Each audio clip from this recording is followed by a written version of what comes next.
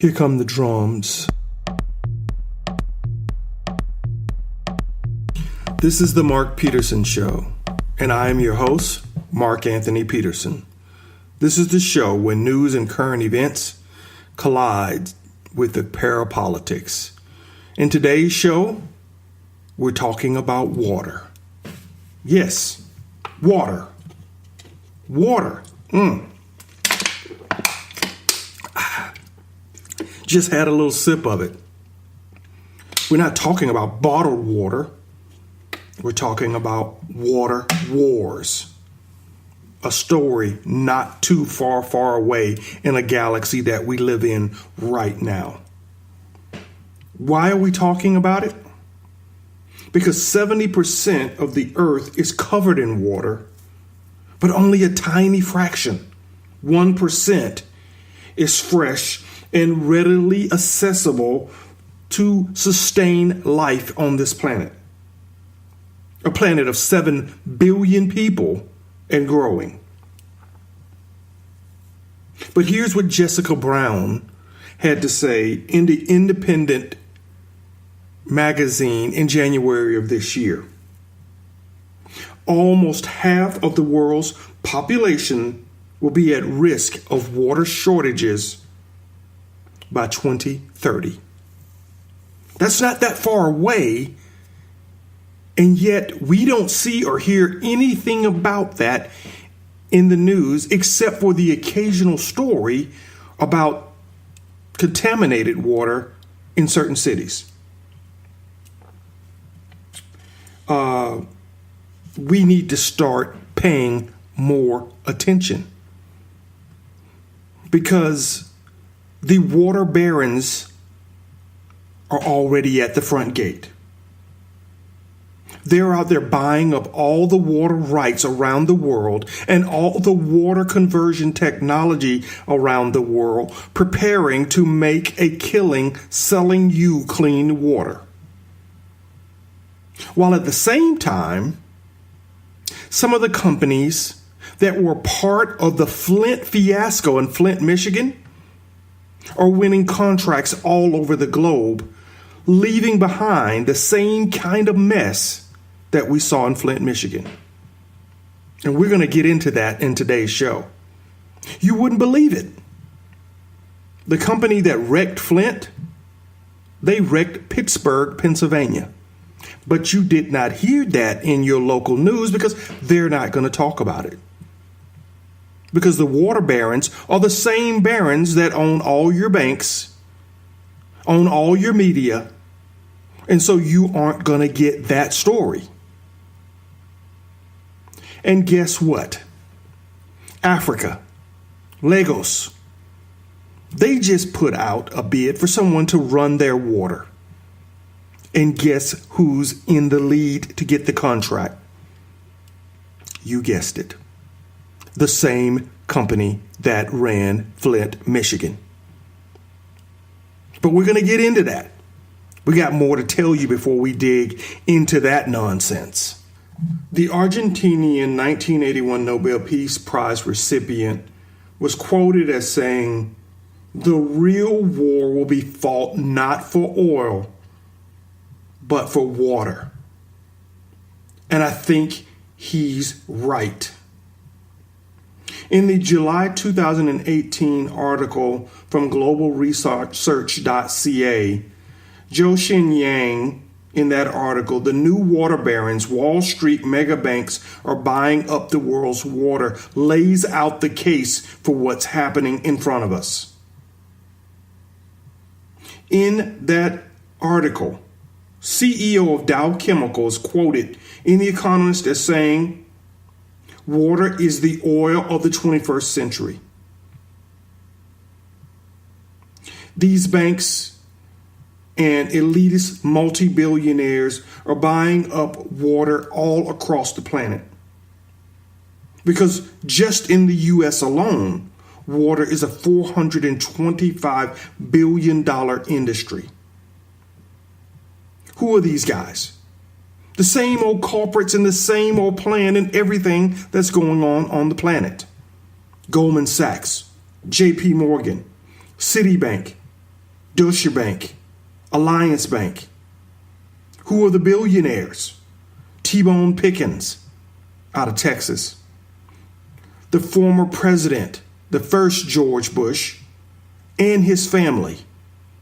These guys have chased oil all over the globe, and now they're going after all the water. Hong Kong's Li Ka-shing, buying up all the water and the water rights. And while these guys are buying up all the water rights, they're pushing federal, state, and local governments to silently put into place water management rules that limit your ability to control even the water that hits the roof of your house. Yes, over 20 states have some sort of legislation that sets the stage for regulating your ability to collect rainwater. They argue if you collect too much, you're going to deprive the aquifers of the water and make it more difficult for others to get it. But research has shown that to be just a lie, because only 8 to 10% of what falls from the sky finds its way into the aquifers. They're following a larger plan to limit your ability to be sustainable as they buy up all the resources around the world. Now let's dig a little deeper. Let's look at these billionaires. T-Bone Pickens owned more water rights than any other individual in America, with rights over enough water in the Ogallala Aquifer to drain 200,000 acre feet, or 65 billion gallons of water from that aquifer a year. That's one man owns more water than any other individual in the United States. And it never made the front page of any paper. Warren Buffett purchased Nalco, a chemical maker and a water process technology company. These guys produce chemicals that disperse crude oil. So you've seen them everywhere there's been a spill, cleaning up all the water. They have lots of other great technology that purifies and makes water drinkable. So you can see why Buffett's in on that. In 2006, Jenna-Bush, you remember her? She's the daughter of the last President Bush and the granddaughter of the first President Bush, George H.W. Bush. Well, she just happened to purchase 98,000 acres of land in Chaco, Paraguay, near the Triple Frontier. This land is near the 200,000 acres purchased by her grandfather. Now, that doesn't sound too menacing, does it? She just wanted some land near her grandfather. He has 200 acres. She has 100,000 acres. No, this land that they purchased sits over South America's largest aquifer, which happens to be the world's largest aquifer, Giovanni, if I'm pronouncing that right, which runs beneath Argentina, Brazil, Paraguay, and Uruguay. This aquifer is larger than Texas and California combined. And they have 300,000 acres covering that aquifer. That's why I said T-Bone Pickens used to have the largest amount of water rights. He just got trumped. Do y'all guys see what's happening? They're buying up this land so they have the rights to all the water beneath it, to be able to control it, because the war is going to be fought for water, not for oil. going forward. This still may not alarm you, what's going on, but these were just the billionaires. The banks are getting in on it too, and they're preparing to run all this infrastructure and not start playing the games that they've played abroad here in the U.S. Goldman Sachs has a $10 billion fund amassed since 2006 for infrastructure-related investments focused on water. In March of 2012, Goldman Sachs purchased into the Veolia Water Company. Now, that company just happened to be the same company that ran the water infrastructure in Flint, Michigan. Veolia, or Veolia as the French say, because it is a French company, is at the center of Flint and Pittsburgh, where in Pittsburgh, the lead levels are even higher than they are in Flint. But like I said, we're going to dig into that once I finish unmasking who the barons are that are buying up all the technology and all the water rights ahead of the water being contaminated globally. Citibank partnered with HBC Bank and Prudential to acquire the water utility Kelda, which is the water utility that provides services for Yorkshire, in November of 2007. Credit Suisse partnered with General Electric in the General Electric Infrastructure Division in May of 2006 to establish a $1 billion joint venture to profit from the privatization of investments in global infrastructure assets. JP Morgan Chase has beat out rivals Morgan Stanley and Goldman Sachs to buy UK's water utility, Southern Water. They also created a $2 billion infrastructure fund in 2007 to go after India's infrastructure. Why am I telling you all this? Because we're being set up for the same things that have traditionally occurred in developing countries or third world countries. They're setting the stage to do that here in the United States. And what is that approach? Set you up to have massive, massive debts. Create a crisis, possibly a crisis around your water. Force you to privatize that industry and turn it over to these big water barons. And they sell that water back to you at prices that you have never dreamed of paying to get access to clean water. Don't think it can happen? In 2008, Goldman Sachs attempted to create a long-term contract, an asset leasing contract with the city of Reno, Nevada, where the program would allow Goldman to lease the assets for 50 years in order for an upfront cash payment to be paid to the city, which needed the money. You see, a debt crisis that's been created by the banks, they come along and bail you out in order to get control of the assets.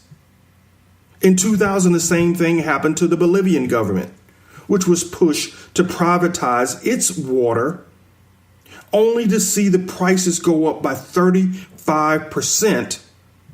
And then that sparked the Cochabamba water war in that country. And the same thing is happening in Lagos, Nigeria.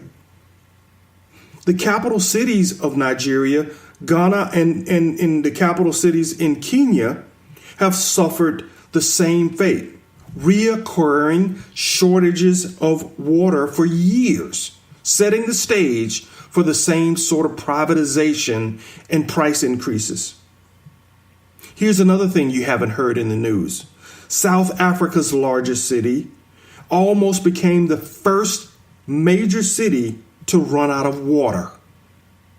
Yeah, Johannesburg. These are some of the fastest growing economies on the planet, And they're finding that their water is either contaminated, wasted, or they're running out of it, opening the door for more debt and more privatization to take control of those economies. See, Logos at one period of time was a utopia. Clean water, free access to that water for its people. But then the World Bank demanded that African countries privatize its water if they wanted to get desperately needed funds. And then in steps companies like Veolia, the French company that botched the Flint, Michigan, and the Pittsburgh, Pennsylvania water system, leaving residents with dangerously high levels of lead in the water. They stepped forward. Now, these guys are the world's largest water company, a French-owned company, and they're now running to operate the water in Africa, in Lagos, Nigeria. They already operate in places that we're seeing problems, including South Africa. Now, I told you this show creeps over into the conspiracy. And to me, this sounds awfully weird that everywhere these guys have shown up, there have been some incredibly dangerous problems left behind. They currently have 18 contracts in the U.S. in 8 different states, including Connecticut, Ohio, North Carolina, Illinois, Michigan, Arizona, California, and Washington. So let's follow those contracts and see where they end up. Do the cities end up like Pittsburgh and like Flint, requiring billions of dollars to rebuild the infrastructure, which only leaves them vulnerable to the type of trap that has plagued the third world and developing countries, to turn over all your resources to these water barons? I know you're thinking, these guys don't think like that. Guys, the CEO of beverage giant Nestle openly dismissed the idea of water as a public right, calling that viewpoint, quote unquote, extreme. And I hate to say it, we are already at that point. The U.S. water infrastructure is already at the point of collapse. According to a 2008 article in Impact Vice, by 2020, the average American pipeline will be 45 years old. The cost to repair these aging pipes, $300 billion. An amount that certainly could be put forth by the American government. But as we stand right now, will any politician divert money away from tax cuts and other special interest projects to repair the aging infrastructure? We've talked about it. We still got bridges and roads that are falling apart. It may be years before we get to this aging water infrastructure, if not generations. Joshua Snyder in Reuters.com wrote in November of 2017 that there are already 3,810 U.S. areas with lead poisoning levels double that of Flint, Michigan. Some 1,300 of these hotspots had blood levels tested for lead that were 4 times that higher than what was found in Flint, Michigan. The CDC defines lead as a problem when it reaches 5 micrograms per deciliter. And they've already found elevated levels of childhood lead in the blood in places like Historic District in Savannah, Georgia, Rutlands, Vermont, Skiing Mountain near Killington, Vermont, Hasidic Jew areas in Brooklyn, Brady, Texas, where you also have exposure to radium. Milwaukee, Wisconsin. Now, in Milwaukee, the mayor at the time, Tom Barrett, back in 2016, told all citizens with homes built before 1951 to install a water filter because the levels were so high in that city. In Pittsburgh, that I mentioned earlier, where the French company Veolia had the contract, they announced in July 2016 that their tap water contained 22 parts per billion of lead, which is 15 times greater than the federal limit. And in an Essence 2017 article entitled 7 Cities That Prove America's Problem with Contaminated Water is Larger Than Flint, they state Baltimore, Philadelphia, and Milwaukee are among 5,000 cities that are violating lead regulations. But I'm not done. The biggest problem on the planet is China. China's water, lead contamination is the worst of all modern countries. And the water barons know that, and they are gearing up to take full advantage, like they are with South Africa, Nigeria, and Kenya, other rapidly fast-growing economies, to exploit that. You see, because of pollution, by the year 2030, China is expected to have a water crisis. According to The Diplomat, 1/2 of all Chinese rivers are unsafe for human contact because of pollution. So the water barons are sitting there thinking, gotcha. We control all of the technology that cleans and purifies water. We control all the fresh water sources, all the aquifers. You're going to pay, and pay dearly, for clean water, China. But guys, this is where this show takes that tiptoe into the conspiracy and brings stuff to light that you've read but don't believe. The Chinese are not going to be backed into a corner. They're going to figure out how to create water for their rapidly growing peak population that will occur around the year 2030. And they've already told you a little bit of what they are doing when we had the Olympics in China. They're creating the weather that will produce water for their population. China aims to induce more than 60 billion cubic meters of additional rain each year by 2020 using an artificial weather program to fight the chronic water shortages in their country. Let me say that again.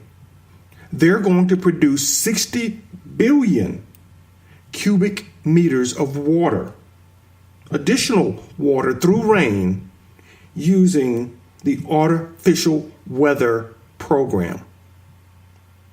Weather manipulation, cloud seeding. China already knows they have a crisis.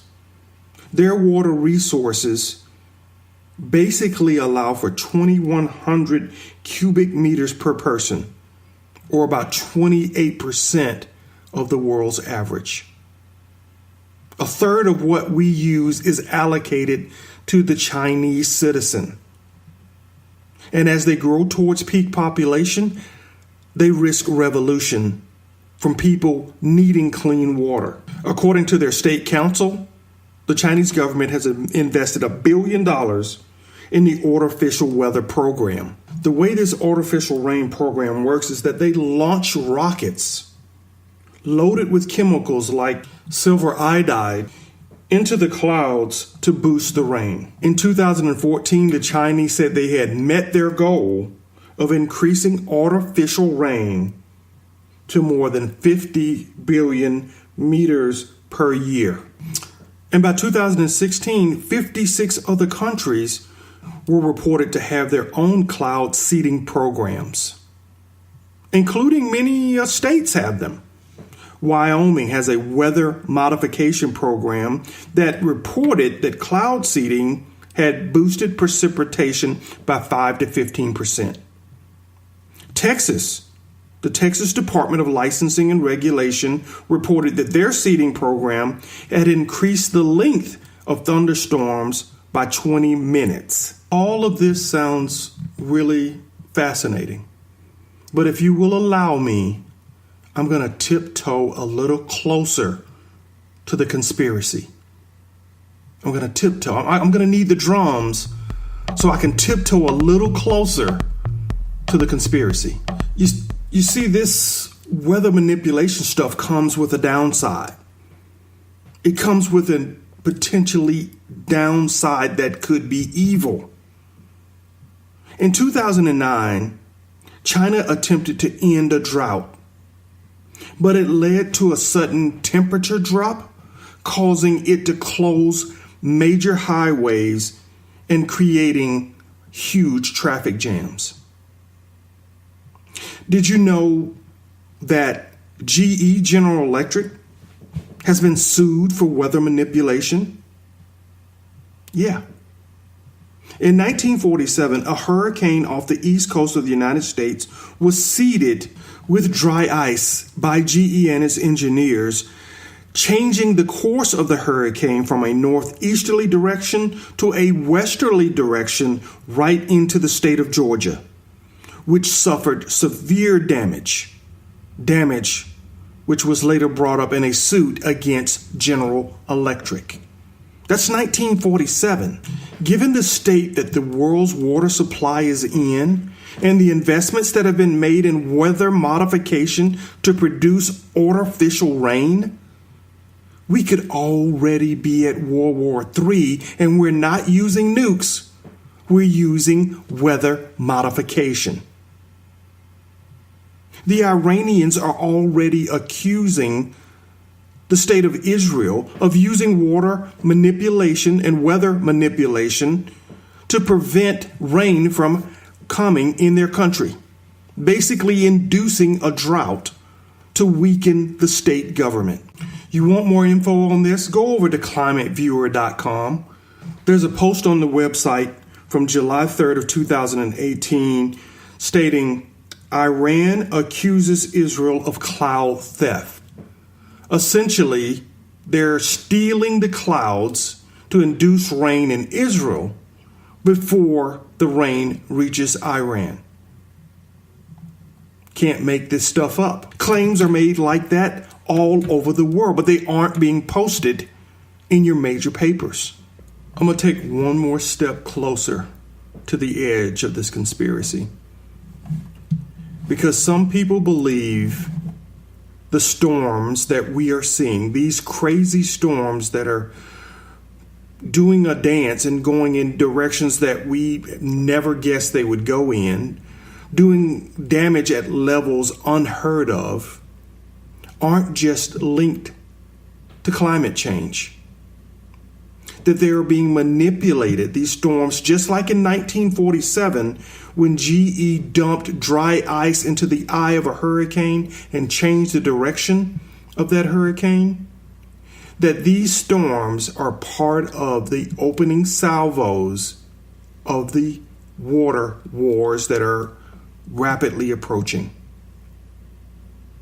We're closing in on 2020 with 2030 right around the corner. Peak population for China, strained water resources in that country, strained water resources already in Africa where the economies are growing, South Africa, Nigeria, Kenya. That these are the opening salvos in trying to determine who's going to control the weather. And more importantly, control the water.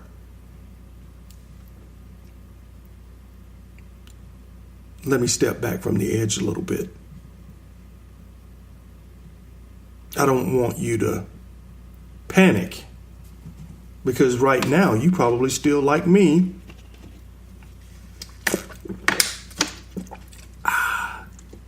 still have a bottle of water somewhere in your house and you're not worried. But think about that. When I grew up, you felt safe drinking water out of a water hose in your front yard. Now you got to buy it from a bottle or have a filter system like I do, filtering every drop of water that comes into your house. So the next time a politician shows up and says he's going to cut your taxes or save your Medicaid, ask them the basic question. When are you going to fix our water?